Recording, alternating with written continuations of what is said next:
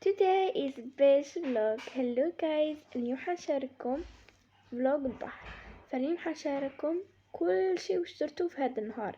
هنا كنا رايحين وكنت رافدة كامل اتقال. المهم وبزاف كانوا المناظر بزاف خلابة. البحر قرف كان مبلاطي وعجبوني بزاف الاجواء.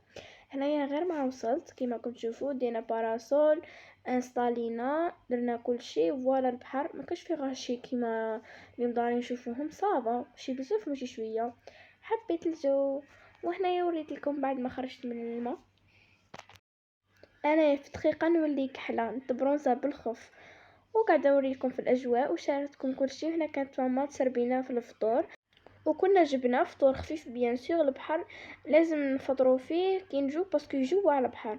من بعد ما كملنا ونقينا الحاله قلت نريح شويه وندير ريلاكس. جبت ليكرون توتال هادي تاع كاليدا. ما ننصحش تانتي، ننصح اللي ماشي تانتي باسكو تانتي نحسها تكحل الوجه. المساسك باش ندير بيهم دي فوتو ونحط لكم دي بوست. من بعد هنا رحت كتبت الاسم تاع ماي تشانل في الرمله، افضل فقره حرفيا.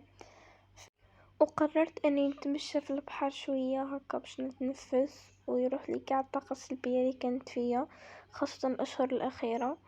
فيا شوفوا بزاف راحه نفسيه ما تصوروهاش. على الجو كان شباب والاجواء كانت بزاف شابه، وحتى الجو ما كانش داك زعما الحار كان جو معتدل جدا والبحر كان بزاف شباب.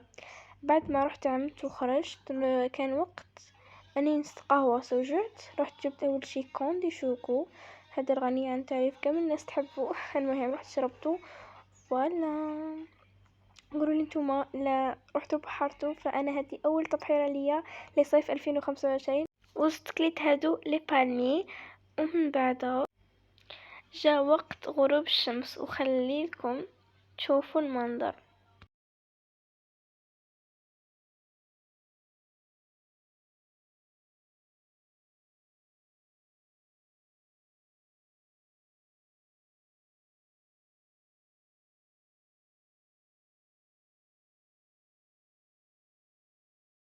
ومن بعد قررنا باش نركبوا في هذا الكاياك.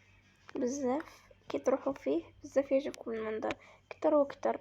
تبعدوا واحد الاجواء بزاف هايله. كي كنا فيه كنا نغطسوا ونطلعوا، كنا نلقاو هذا الحوت الميت وكان يلموه خوتي. ما فهمت علاه حرفيا بزاف شباب كيوت. سبحان الله على خلق الله بزاف هايل. والتاني قاعده اوريلكم في المناظر باسكو بزاف هايلين. على بالي بلي ساعتكم بصح معليش. وهذه في النهاية كيولينا ضربنا كوني لاكريم الى البيت. وهذا هو الفيديو ان شاء الله يكون عجبكم. باي باي.